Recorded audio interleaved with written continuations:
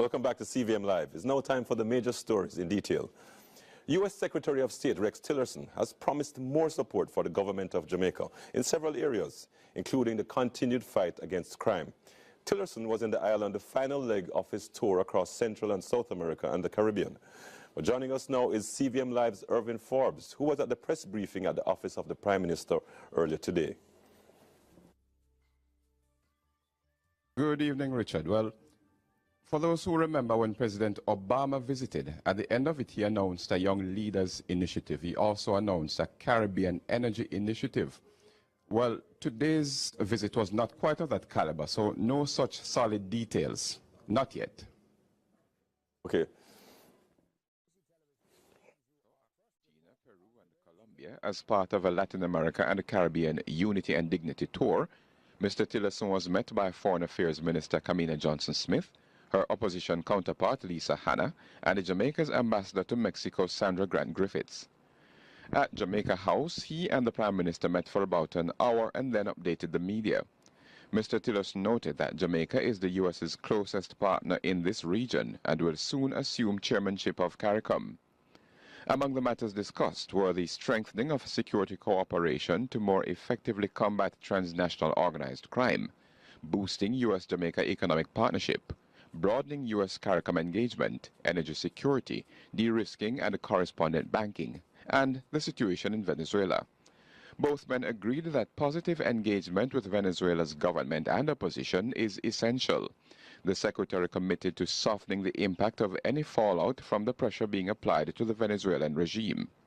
As to any future steps that the U.S. might take regarding sanctioning oil or products to put more pressure on the Maduro regime, we are going to take into full consideration the impacts on regional countries as well. And we had a good exchange today regarding that issue, not just for Jamaica, but also getting the Prime Minister's perspective on other countries, how they might be affected. So I don't want to get into specifics because we're going to undertake a very quick study to see are there some things that the U.S. could easily do with our rich energy endowment, with the infrastructure that we already have available. What could we do to perhaps soften the impact of that? Mr. Tillerson visited at a time when the U.S. is keeping an eye on the rising influence of China in this region, and also shortly after some believe Jamaica played it safe by abstaining from a United Nations vote against America's recognition of Jerusalem as Israel's capital. The Prime Minister was asked about the abstention. From our perspective, from a diplomatic perspective, Jamaica did not need to take a position on another country's position on where they would want to see as a capital in the world. So from our perspective, this was not an issue that Jamaica should take a position on. Generally speaking, Jamaica conducts its foreign policy on principle. So, Richard, now we wait to see if the U.S. will impose oil sanctions against Venezuela, and in that case, what assistance would be provided to Jamaica and other small states. It's back to you. Thanks, Irvin. Meanwhile, what of Petro-Caribe and Petrojam Energy Minister Andrew Wheatley sought to provide an update on both of those entities, including the Jamaican government's plans to repurchase shares in Petrojam from the government of Venezuela. CVM Live's Joel Croskill reports. Minister of Energy Andrew Wheatley, speaking after the presentation of Rex Tillerson, spoke on what currently pertains with the Petro-Caribe deal. The Prime Minister was very explicit. Someone asked a question, when was the last time we received oil from Venezuela? And he replied last year, and I've been more specific to say that it was May last year that we received a shipment of oil. Notwithstanding that, Jamaica, from an energy security perspective, we are in a good position in terms of being able to purchase fuel, whether refined products or crude, from Trinidad or from the Gulf of Mexico or on the spot market. The Energy Minister also spoke of the effect the removal of correspondent banking has had on Petrojam. We have been working with the U.S. State Department and Treasury Department as relates to that matter. It is quite clear that the executive order the effects that we were experiencing was an unintended consequence. Notwithstanding that, we have been working through the issues and we are dealing aggressively with those matters. The minister also gave an update on plans to purchase the 49% stake in Petrojam, currently held by the government of Venezuela. We indicated to the Venezuelan government our intention to repurchase the shares, the 49% stake that they have in the refinery. Just 2 Fridays ago, I wrote the new Minister of Energy indicating same, and the government of Jamaica has made a necessary allocation within this year's budget to pay for the shares. We are currently finalizing the valuation, the more up-to-date valuation. A valuation was done summer of last year, and a current valuation should be in my hand come the end of this week. Joel Crosskill, CVM Live. Local churches have been urged to do more to demonstrate godly love and so make a positive impact on the society. The latest call has come from an American pastor who oversees congregations in St. James, which is now under what the government calls an enhanced security measure. CVM Live's Curlin Brown picks up that story. It doesn't matter if you're in a state of emergency, because we're always in a state of emergency. Amen. And if you look at the whole world, they're always in a state of emergency. But you still have to go where you're called. American pastor and overseer of the Light of the World Faith and Word Church says he and his wife Sherry cannot allow the enemy to deter them from doing what God has called them to do in Jamaica. The Texans, who have already established a church in Montego Bay and another in Canaan on the outskirts of St. James, say it's amazing that the armed forces are getting more publicity than gathering of believers. Perhaps I'm going to make a lot of leaders upset and pastors, but what we see in our street is what's actually happening in our church. We're killing people in our church. The pastor, who makes yearly trips to the island, notes that what's being done in our churches have overflowed into the streets. We don't want to socialize with people that perhaps don't wear the type of clothing that we wear, or nor smell like the way that we smell, nor believe as we believe. So in a sense, we as the church, which is supposed to be a house of love, is actually killing that individual, because the church is supposed to represent Jesus Christ. So in order to clean up neighborhoods and our communities, we must display love inside the churches so it can flow out. We got to be different from the world, but right now we're looking just like the world. We have a form of godliness but no power. And that's I believe, and I know that's the problem with not only here but abroad as well. In order to defeat the murdering spirit, the focus, he says, has to be on the spirit which possesses the flesh. When we can be taught to attack that spirit that possessed that flesh to kill, to steal, and to destroy, we will never be able to conquer what is happening in our street, what is happening in our community. It's all about teaching. Inequalities between men and women in the Jamaican society limits women's freedoms, their choices and opportunities, and also perpetuates their degradation. This according to the World Health Organization, who declared violence against women as a public health problem. CVM Live Joel Crosskill has that story on a recent Jamaica Aid support launch, which sought to address those issues. Jamaica Aid Support for Life on Tuesday launched the project, reducing domestic sexual and gender-based violence against women with the context of HIV and AIDS. The launch signaled the first step towards the empowerment of a cohort of 30 women living with disabilities and women living with HIV, all of whom receive certificates in entrepreneurship. That violence against women is very often rooted in ancient prejudices and attitudes, but also in societal behaviors, and that persons affected by HIV are sometimes even more at risk, because HIV is associated with shame, with something that you do not tell your closest people to, and therefore it marks you. EU Ambassador Mrs. Vasilevska pointed to areas in which women and girls felt as though they were subject to abuse.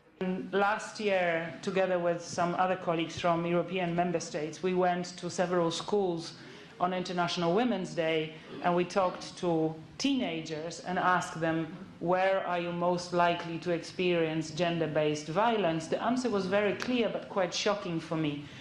At home, at school, and in the church. The three places where girls and young people are supposed to feel at their safest. Hailing the grant as a major boost to its programmatic work, the head of the EU in Jamaica reaffirmed the commitment of the EU to the issues of violence against women. Joel Crosskill, CVM Live.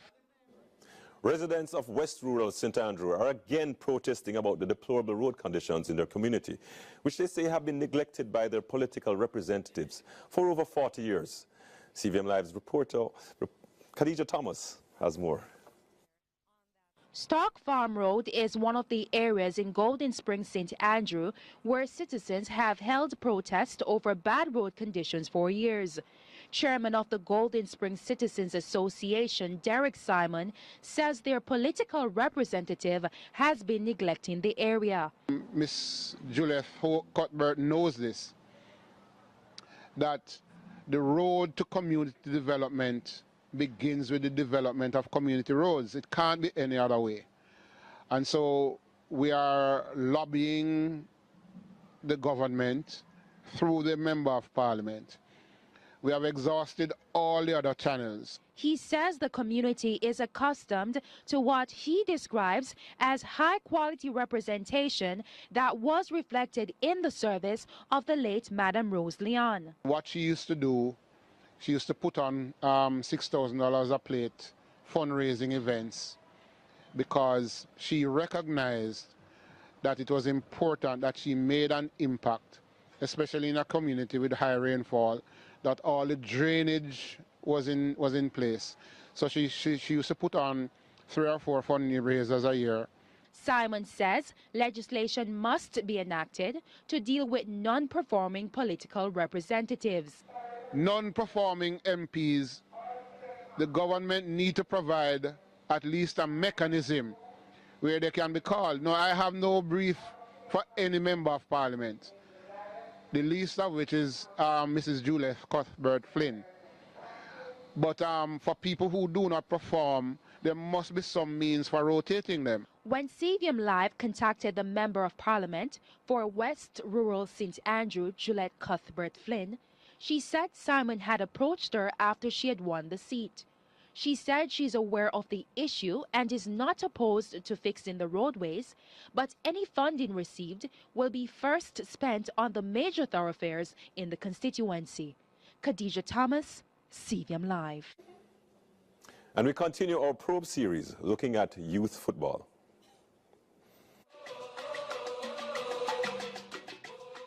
Craig Butler, it is fair to say, is a polarizing figure in local football, but there is no questioning his ability to develop youngsters. The examples are many. Take Leon Bailey and Kind Butler, for instance.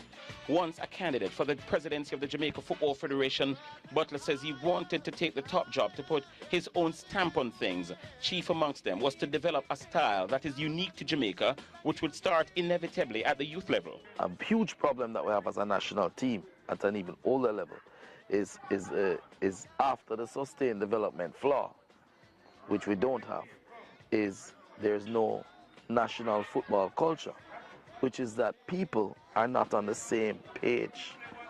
You have half of the schools developing in one system, another half is developing in one system, and football is not like a bicycle. Everybody don't ride it the same way. So once you have people who are being taught different things, when you put them together, they don't understand each other. Butler is also a stickler for getting it technically right at a young age, and he used the example of one of the country's best young talents. First of all, we're focused on winning at the youth stages, right? And so you'll develop players like Alex Marshall. He's a very, very good left footer, but he can only walk on his right foot, you know? Because the coaches that have had him over the years, they're more interested in winning. So if he gets the ball and takes it off of his right foot and puts it on his left foot and shoot, then even though he wasted a couple seconds, once he scores, everybody screams and is happy. Unfortunately, the player himself doesn't develop. And so you may win a league, you may win prep school, but not many of those kids continue to develop. As a consequence, when they get there, you spend a lot of time trying to fix those things when you should really and truly be ironing out tactical details for international competition and be able to fit them. So would we say it's a lost cause trying to correct the so-called bad habits of the youngsters? A question we put to the technical director Wendell Downswell and Butler himself. To improve the coaching at that level, that is of utmost importance, that we can identify a cadre of quality coaches who are able to teach these youngsters in such a way that they are able to manifest themselves in a very positive way and ultimately be something of great significance to the country in terms of youth development and football. And one thing I would like to see established is that we do everything within our powers to ensure that the under-17 team qualify, and then from there now we start placing an emphasis on the under-20 teams. We have our players here, we develop them in training, we develop them, we keep them in the national program consistently, and we sell them then to Europe. When you send them to Europe, you're assured that their development with their football education will continue. Tomorrow we hear from the aforementioned Alex Marshall and head coach of UWI Marcel Gale. For CVM Probes, I'm Wayne Walker. It's now time for regional and international news. Thanks, Richard. Now for news in the region. In Trinidad and Tobago, 2 men are expected to appear before the courts after a sting operation by the Southwestern Division Police, which led to the seizure of just under $1 million in compressed high-grade marijuana yesterday. Up to late last evening, investigators were questioning the suspects. It is believed the drugs had just entered the country through one of the illegal ports and was to be put on the streets in time for the carnival season in Antigua and Barbuda. The Antigua and Barbuda Parliament has approved legislation allowing for people to use up to 15 grams of cannabis for personal use. Prime Minister Gadsden Brown says the reality is the use of marijuana is now socially acceptable and is a part of the culture of the country. Prime Minister Brown told legislators that there is a large section of the population that would use cannabis, and as such, criminalizing people was posing a developmental challenge. He says decriminalizing was a form of rebalancing as authorities look to deal with the issue directly. However, he warned that the ease up on prosecution should be complemented by public education. And in Barbados, amid claims of illegal wiretapping of Barbadians during the administration of former Commissioner of Police Darren Dutton, Minister of Finance Chris Sinclair has called for a full investigation to find out who gave the command for such action. Sinclair's call was backed by former Prime Minister Owen Arthur, who sought to dissociate himself from the 2010 debacle that almost crippled the integrity of the Royal Barbados Police Force, as highlighted by a Police Service Commission report in June 2013. And in news on the international scene, Russian and Syrian government forces have killed at least 136 civilians over the past 48 hours in eastern Ghouta. Al Jazeera tells us more. Civil defense volunteers look for survivors, but instead they are pulling out the dead from the rubble of what was once homes. Children, women, men, dozens of them have been killed in airstrikes that are leveling residential buildings. This man just lost his son. God bless you, he says, clearly still in a state of shock. It's day 3 of an intensified military campaign. Multiple areas in the rebel-held Damascus suburb of eastern Ghouta are coming under fire. People there say Russian and Syrian government aircraft have been carrying out one strike after another. That's it for regional and international news. I am Nicoy Wilson. Back to you, Richard. Thanks, Nicoy. Those are the major stories for this evening, but join us later in the program for News Live in 5. But straight ahead is our panel discussion. Expansion of the sentence reduction, so we look at its impact on the judicial system and its effectiveness, possibly clearing the backlog. The Deputy Director of Public